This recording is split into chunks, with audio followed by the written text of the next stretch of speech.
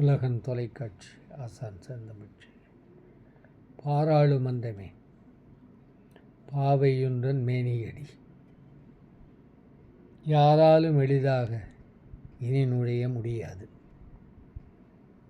மேல் சபையில் இடங்கொடிடி, மேலாக பணிபுரிவேன். கீழ்சபையில் இடம் கிடைத்தால் இனிதாக பணிபுரிவேன். இரு சபையும் மாறி மாறி இருக்கும் வரை பணிபுரிவேன். வருமானம் இல்லையடி வாக்குகளை பெற்று வர, வருமானம் இல்லையடி வாக்குகளை பெற்று வர வாய்ஜாலம் எனக்குண்டு. வாதங்கள் போதுமடி, மாய்மால வித்தைகளால் மந்தமுனை ஆண்டிடுவேன்.